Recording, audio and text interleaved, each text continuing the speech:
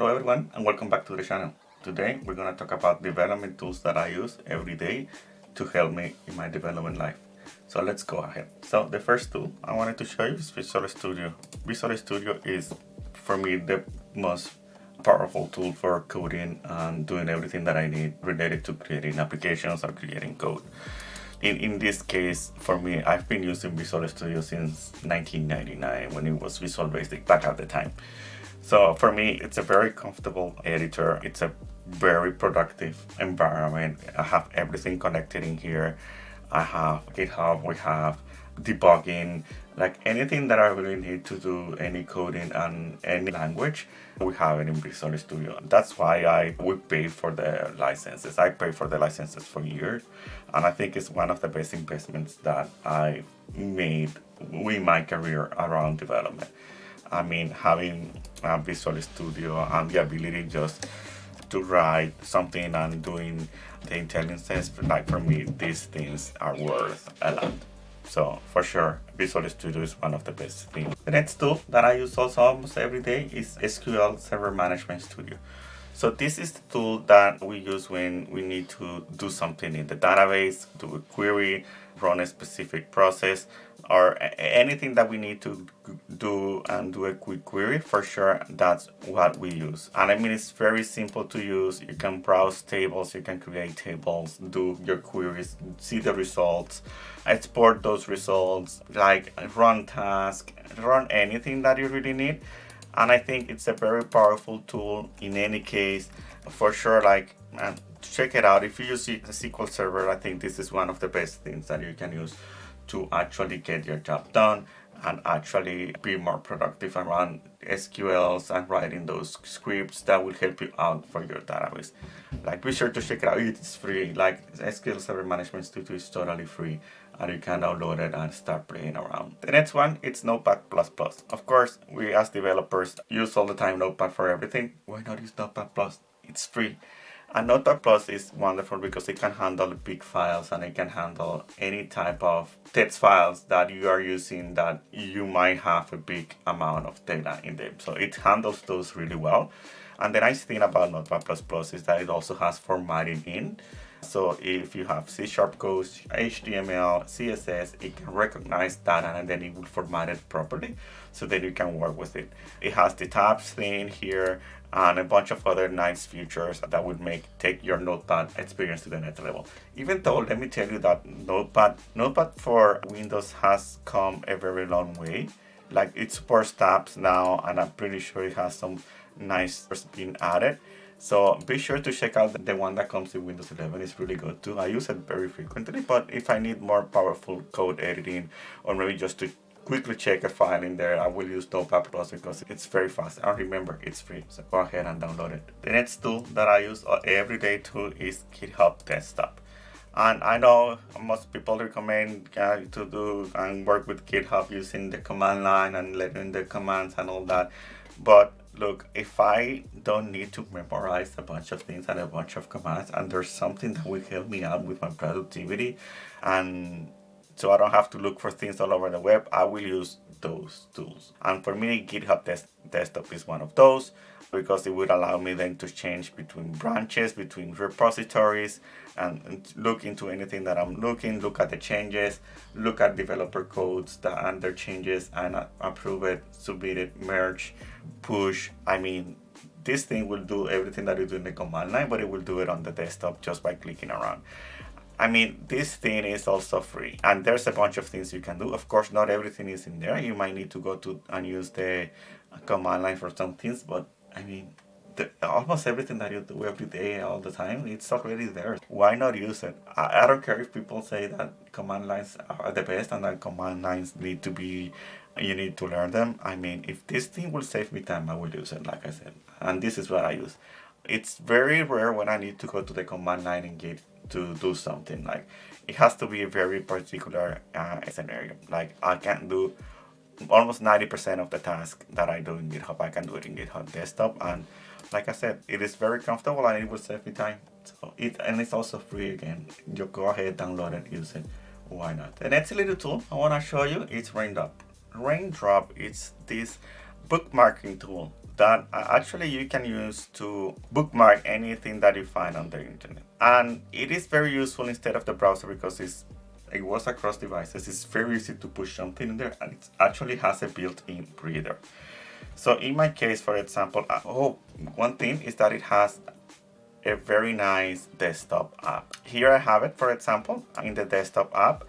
And for example, I have a section here called engineering where I can put things like SQL or maybe Azure functions or anything that I'm working in or a specific project I'm working in. I put everything in there that I find specific to that, and then if I ever want to go back to a specific thing that I found on the internet when doing that project, I just go here into Raindrop, look it up in the search, and I can find that information. Like I said, like if I find something interesting or something that helped me solve a specific problem during that project, then I will save it into Raindrop. So I know what I did in the past or what I did to fix that specific situation. It's very nice. I love it for bookmarking, and I don't only use it for development. I'm using it for bookmarking a bunch of stuff related to marketing, sales, or whatever. It's my repository for bookmarks, but for development, I love it because, like I said, like look, I found this article in Stack Overflow. Then okay, this helped me out a lot. Then I can put it in there. The also nice thing I like about Raindrop is that you can highlight specific things in what you find, and when you highlight it, those things that you highlight, it will go automatically into your Readwise or your Obsidian plugin, so you can keep track of what is really that you like for that article. Raindrop, I love it. I store off everything that I find in there, and with the search, then I can go back to that information. The next tool I wanted to show you is Microsoft Loop. Microsoft Loop is basically just a competitor to Notion. So if you're familiar with Notion, Microsoft Loop is the same thing, but because Microsoft Loop is included in our subscription to Microsoft 365, it's free to use. So I'm using it very frequently instead of Notion. And it's just a way to document and do wikis for your company or yourself. So in this case, for example, I have a section for engineering where I can put things related to code. Like for example, maybe how do I start a specific thing in Visual Studio, or how do I run a specific task. I also have a section here for some code snippets that I use very frequently, and I have it here in this nice table where I can do filtering and do that information. So everything that I need that I want to track and I want to document, I will use Microsoft Loop. You can use Notion if you wanted to. Like Notion can do the same thing, and if you are a fan of Notion, go ahead, use it. Like I have here, maybe code snippets. It's the same idea. You can have your snippets, your columns in there. But for me, I use Microsoft Loop. I think Microsoft Loop, it's very simple. It doesn't have all the bells and whistles from Notion, but I don't need all those bells and whistles from Notion. Microsoft Loop is enough, and like I said, it's included in our subscription, so we don't have to pay for it, and the whole team can use it. And I use it for a bunch of other things. If you have a wiki, use Notion. It would work out, but like for documenting all this and don't have it lying around in notes, you can probably use this. The next one is Visual Studio Code. We can miss this tool, right? I mean, this thing is just so powerful and so handy. And even if I use Visual Studio to do all my development, I still use VS Code to do things very quickly. Like something that I want to push out, or a specific script, a specific code that I want to see, I will use VS Code just to test it out and run it. And I think this should be on everyone's development environment. It's a free tool too, and you can download it from Microsoft. And I love it. Like even if I want to open just an HTML and look into it and see what's going on, I will use VS Code just for that. Because I can open the HTML, format it, change it, and all that. VS Code has a bunch of extensions for Python, for Node.js, for anything that you're programming. There is an extension and you can work with it, program with it, and it has IntelliSense and all that. Go ahead, download VS Code. I use it also almost every time. It's a powerful tool. It is in my taskbar, so I can access to it right away. And I mean, the community has done a great work around VS Code. And like I said, it's free. Go ahead and use it. The next one is Obsidian. And Obsidian is my note-taking tool for everything. And this is where I take notes related to what I'm working, my daily blogs. Everything goes into Obsidian as my data knowledge management. My Obsidian is my vault for everything, okay? And of course, I use it for development all the time. Even like for example, here I was working with a specific module in the system, in the application, and there I have all details of what I was working on, decisions that I made, why I made those decisions, some small tasks that I wanted to track, and some bugs that I wanted to put in there so people can see and people can work in on what I was doing at that specific time. Code snippets also go in there. Research that I do around a specific code, how to do a specific thing, will go into Obsidian. Obsidian is wonderful. It's free too. It has a desktop app. Of course, I love desktop apps. It's also very nice because while I'm working and some decisions that I made during the code, I can put it there as a log. I can put the lines of code and everything that I did and why I did it, and go from there. And so I use it every day. This is literally not every day, every hour. If you want a note-taking tool, go to Obsidian. I'll probably make a video about Obsidian and how I use it, so be sure to subscribe so you can get that. The next tool is Postman. And Postman is the tool that I use when I want to test a specific API or I want to test a specific request and I want to send that request to a web server and I want to see the response. I will use Postman because it's very easy to create the request. Like you can get a request from and set the method to get, post, put the URL in here, put any body that you want to send to the server, and just click send and you will get the response right here. You can see the headers, you can change the headers. This is very useful for testing APIs if you're doing integrations, getting information out from a system, pushing information in from the system. Like I used Postman for all of that, and it's free. You can download it, it's free, and you can use it, nothing to pay.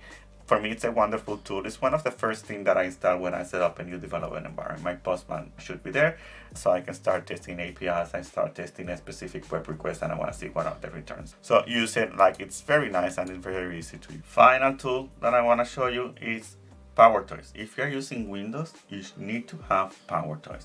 And PowerToys is free. It's a free download that you can get from the internet. You can download it, like I said, it's free.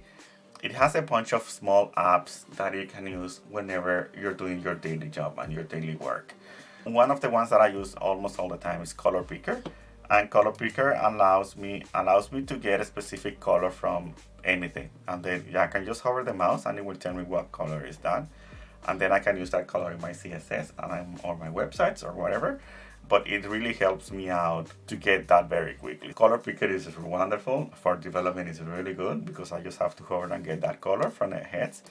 And then it will give me also all the other options that I need. There you go. It will give me all of the other options. So really wonderful tool. If you use Windows, you need to download PowerToys. There's a bunch of things in there that you're gonna use. So thanks again for staying until the end. Hopefully you like all of these tools. Like I said, most of them are just free, so go ahead and download it and start taking advantage. If there's anything that I'm missing that you wanted to include, be sure to mention that tool in the comments and I can include it in the future video. Thank you.